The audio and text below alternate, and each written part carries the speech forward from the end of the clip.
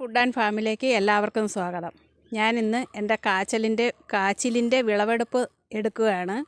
അപ്പം കാച്ചിലൊക്കെ പടർന്നു കിടന്നതൊക്കെ അതിൻ്റെ കിളച്ചെടുക്കാൻ പാകത്തിന് അതിൻ്റെ തോല് വള്ളിയെല്ലാം ഞാൻ മാറ്റി അങ്ങോട്ട് ഇട്ടു. അപ്പോൾ വള്ളിക്കകത്തുള്ള കിഴങ്ങാണിത്, വള്ളിക്കിഴങ്ങ്. അപ്പോൾ ഈ കിഴങ്ങ് നമുക്ക് നടുമ്പോൾ ഇത് നടാം. അപ്പോൾ ഈ അടുത്ത പ്രാവശ്യം വിളവെടുക്കുമ്പോൾ ഇതിൻ്റെ ഇരട്ടിയോളമുള്ള കാച്ചിൽ നമുക്ക് കിട്ടും.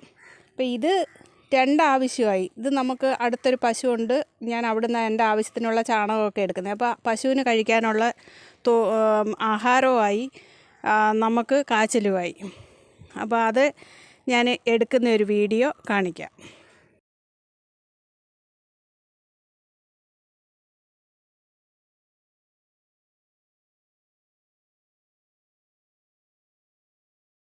ഞാൻ കാച്ചിൽ കിളച്ചെടുത്ത് കഴിഞ്ഞിട്ട് എല്ലാത്തിൻ്റെയും കൂടെയുള്ള വീഡിയോ കാണിക്കാം. പിന്നെ നമ്മൾ കൃഷിപ്പണി ചെയ്യുമ്പോൾ നമ്മുടെ വസ്ത്രങ്ങളൊക്കെ ഇതേ രീതിയിലുള്ളതൊക്കെ നമ്മൾ ഇട്ടേ പറ്റത്തുള്ളൂ. നല്ല തുണികളൊന്നും ഇട്ടും കൊണ്ട് നമ്മൾ കൃഷി ചെയ്യാൻ പറ്റത്തില്ല.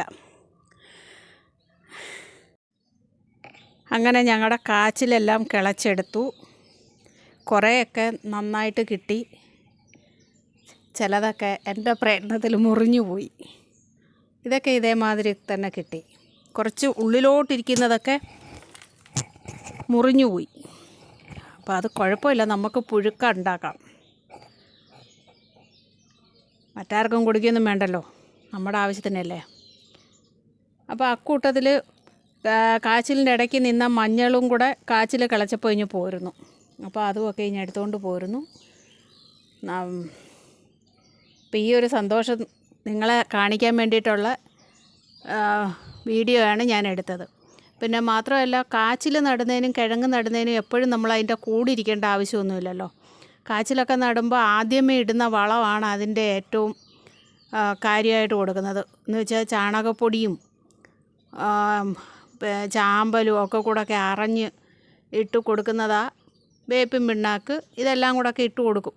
മറ്റുള്ള വിളകൾ നടുന്നത് പോലെ, ഇപ്പോൾ വാഴ നടുന്നത് പോലെയൊക്കെ കൂടെ അതിന് വളമിട്ട് കൊടുക്കുകയോ അങ്ങനെയുള്ള ഇതൊന്നും വേണ്ട. വലിയ പാടൊന്നുമില്ല. 6 മാസം കഴിയുമ്പോഴത്തേന് സംഭവം നമുക്ക് കിളച്ചെടുക്കുകയും ചെയ്യാം. അപ്പം എല്ലാവർക്കും എൻ്റെ ഈ വീഡിയോ ഇഷ്ടമായിട്ടുണ്ടെന്ന് വിചാരിക്കുന്നു.